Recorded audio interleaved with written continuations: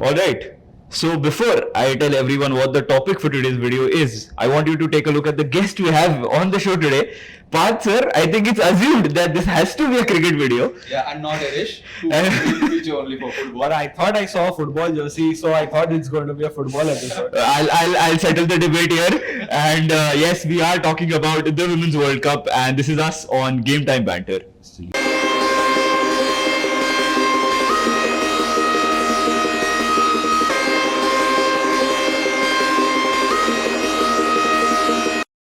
So, the Women's T20 World Cup. It's already started. I think we're midway through the World Cup now. What are your initial thoughts? How are you feeling? I mean, didn't expect harsh defeat against New Zealand, which came off really a big blow. After that, I liked pretty much the way Team India, how they bounced back, and especially last match they just bundled over Sri Lanka. So initial thoughts, still Australia is there. So, sir. So I think, again, looking at the teams that are playing, every time there is an ICC tournament, all the eyes are on Australia because they are actually the true world champions, be it in men, be it in women's game, doesn't matter, but they know how to win trophies. And actually it can be seen if you look at the points table, Australia and England are the only team that have not lost yet. So because they haven't played India yet. That can be one of the reasons, and we hope that India actually wins that game, and we actually prove it that, like the men's, that we have won the T20 World Cup. Even with the women's team, we are that good enough.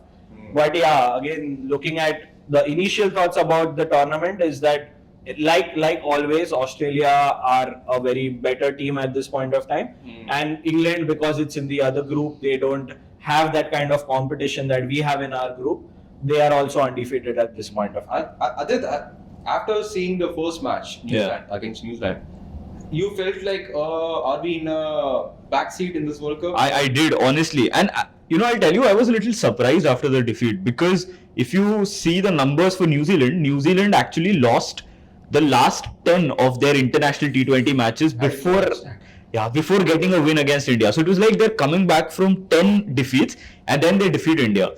So yeah, I was a little skeptical, after that match, and I feel this has been a point that we have seen with the team in the first two matches, especially New Zealand and Pakistan, is the fielding. The fielding from our women's team hasn't been good. I mean, a lot of misfields, a lot of dropped catches that we've seen. They covered up in the Sri Lanka match, but still, I feel fielding was one place where we really have to improve coming into this game against Australia, especially. But again, I mean, what are your thoughts on the Pakistan match? See, I just feel we are now quite few games into this tournament. So the fielding aspect, all the issues that we had faced, everything is going to be put on the table, and they are going to have a very serious discussion of what not to repeat in the Australian game. So even if you look at the Pakistan game that we played, I don't think... See, India are always slow starters, be it in the men's tournament or even with the women's team that we are playing. So that was bound to happen. We didn't expect we'll lose. Yes, we expected we might not be 100% in all the three departments. But as and when we started playing, we actually went on to win the next two games. So we know that all the issues that were faced were eventually covered up. Maybe not 100% yet, but yeah, the entire focus now comes to that we have to ensure that we have to be at our best to win this game. Assume that it is a final and play like this is a final that we are going to play against Australia, and hope that we turn it around. Talking about finals against Australia, the next match we are going to play is against Australia. And it's a good sign that against Sri Lanka, Smriti got half century. They are in a good touch. Harmanpreet Kaur got her fastest opening batter. T20 50. So, do you think what is your bet on India against Australia? Do you think us women can pull it through, or see, they can pull it through. It's not we have seen that when we have to bring our best game out, there is going to be 1 or 2% that you have to rely on, and ensure that the team is going to play together. But to win on that particular day, you will need only 2 to 3 individuals to perform at their very best. And I think if one of the openers, maybe if Mandana can give that right start again, and if we are in a position where we are actually cruising through the innings, then I don't think Australia will have any chance to bounce back. again, even they are the champions. Like they know how to play like a champion. So they are anyways going to prove their point as well. But we need to rely on those 3-4 individuals to bring their best game, and the other team members just have to support them, and we can easily win that game. I just want to come to that. I mean, firstly, a trivia about the point that you said ki India have always been slow starters. So 2020 May, Australia lost their first game of the Women's T20 World Cup and they went on to win the cup in that edition. FIFA World Cup, Argentina won the first match. In the Men's World Cup, Australia lost against us in the first game and they went on to win. So yeah, slow starters obviously have some So kind of luck. it happens in every tournament. But that gives you the right approach for the remainder of the tournament, right? If in the first game itself, if you lose and you get to know that these are the mistakes that needs to be addressed immediately, there is enough time for you to bounce back, learn in the next game, try and improve, maybe make the changes that are needed in the squad. Some might like it, some might not. But at the same time, you have to do those. You have to take such decisions and then eventually put it in the place out there in the 11 that are playing there. Actually, so it doesn't matter. And I'll just complete what I was saying. So the other point that Parth, so you mentioned about, when it's 3 or 4 players coming out and giving their best on that day and then winning, I kind of feel it's playing against India a little bit, especially when it comes to their batting. Correct. Because what you're seeing is when the Indian top order fails, the middle order is not able to cope up. That's exactly what happened in the game against New Zealand. And the other point to note here was when India was playing against Pakistan and when they had a pretty small target to chase, which was just 105 runs, it was still then when they were playing slow in the power play. They got only 25 runs in the power play for 1 wicket. And Smriti Mandhana said this herself, that we kind of want to play conservatively to not lose wicket and put pressure on the middle order. So, I mean, it doesn't look like a positive sign, is it? Were they a bit tentative in going on a free-flowing approach because of the lack of depth? They were. But again, see, if you look at that point of time, because we lost the first game, the next idea is to actually first try and win the game. It's not about getting the NRR up straight away or ensuring that we have 60 runs in the power play.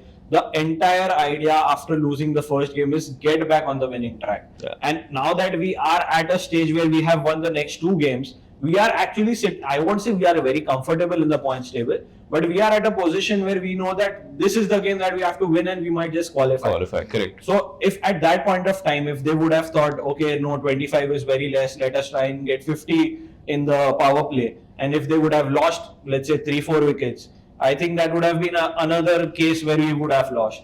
So again, the mindset was very different in that match. They played it according to the situation is what I felt. And I think now is the time when they have to start thinking. See, in this game, the idea is not about just winning, right? You have to win. There is no doubt about that. But against Australia, you can't be conservative. Yes, you will have to bring that A game. You'll have to try and get the maximum in the power play. And this is where that change in approach will be needed. I mean, as you were saying about the first match loss will be a boost of where we went wrong. Correct. I think that didn't happen with our ODI men's squad. So I think this will be a good test for our women's cricket because they had that first loss. It's always good to relate with what has happened in the other tournaments also, because we from outside cannot see, but of course internally these players, the men's and the women's, have quite a few interactions. Exactly. So even the learnings that these guys had in the last year's ODI World Cup, even in the T20 World Cup, there are so many things that these guys, the women's, will get to know that how they have approached, what are the things that they changed in their entire tournament. So irrespective of whether we have won the first game, lost the first game, every game is as important as it is important for winning the World Cup. That's the only question. And I think that is where I feel Australia has a better edge over the other teams, because they look at every match like it's the final. They have never thought that, okay, it's a weaker team, let us try to change something or let us go slow. The approach always remains the same, the mindset always remains the same. And I think that is why the men's and the women's team have been able to, win championships everywhere they go. That is, I want to ask you this, that is for both of you. Forget about the men's Australian cricket team because they have enormous number of histories, things they have done.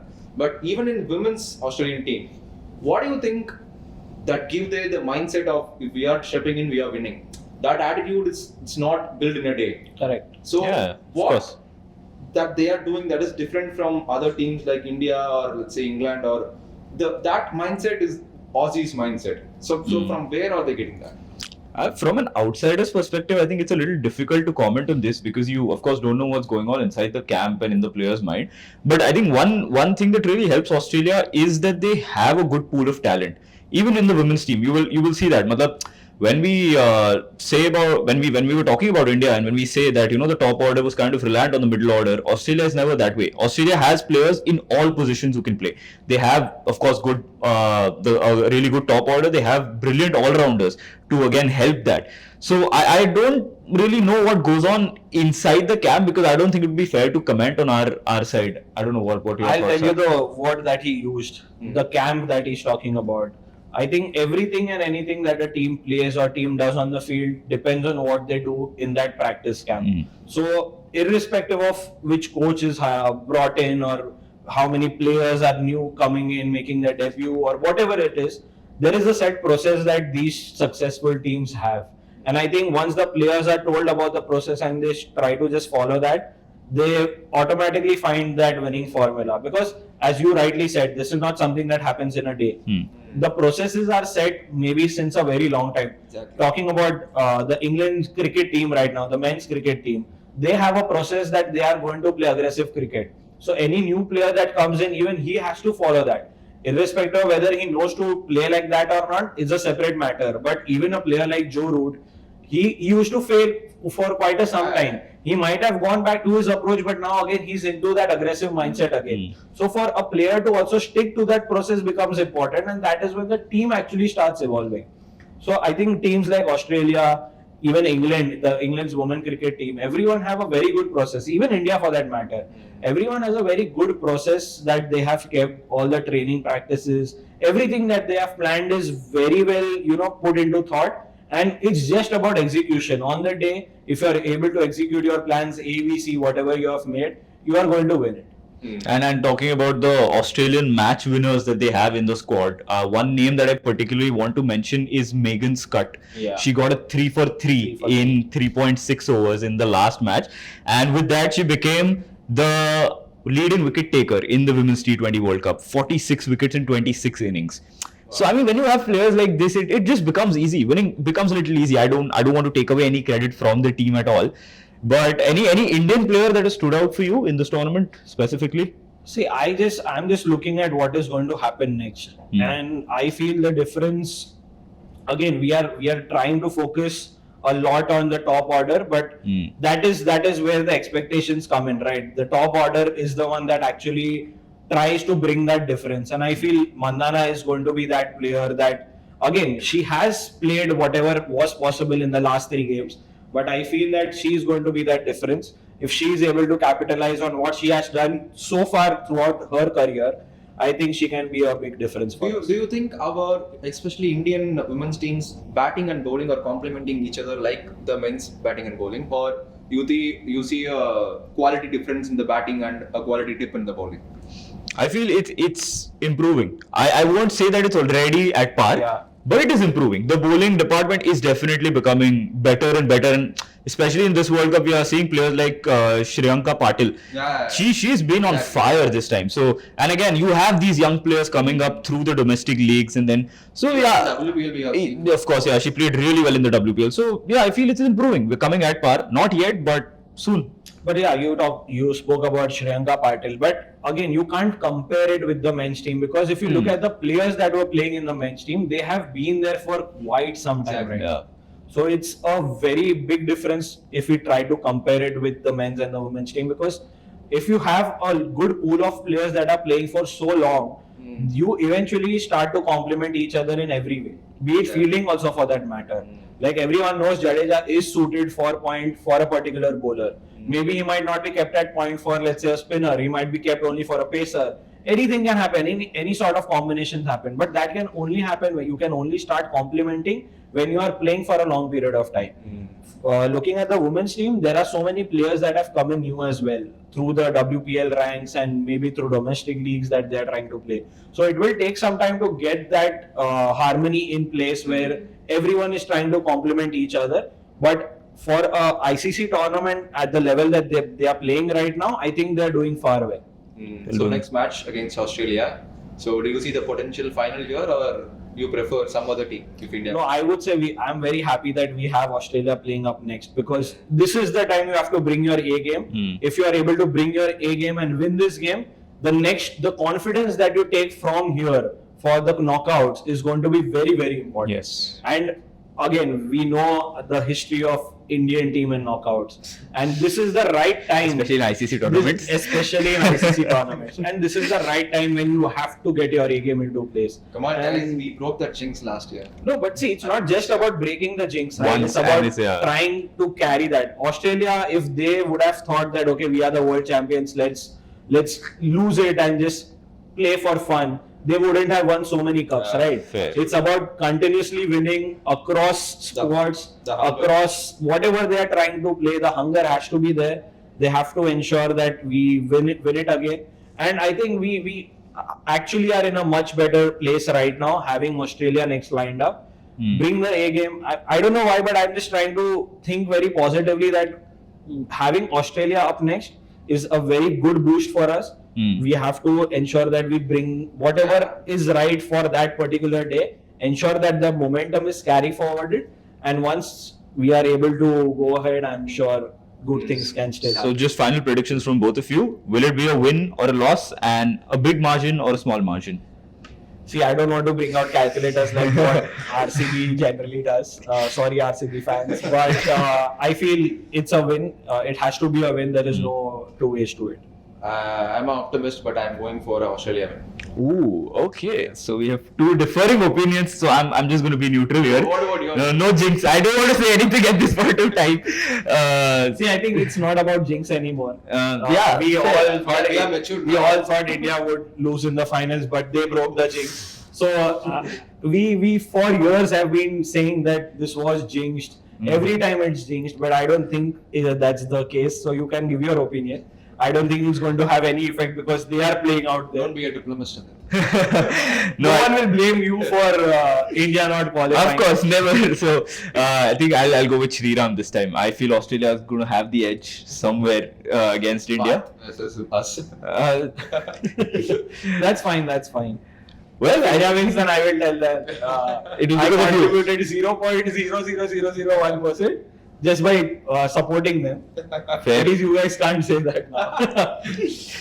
Alright, so I think that brings us to the end of this video. We've been covering cricket after a very long time, so this was a really fun Soon episode. we are going to cover IPL retentions. Hopefully, Patsa will be there. Yeah, because it's cricket. Right? Yeah. So yeah, that's been us on GameTime Banter, and we'll see you next time.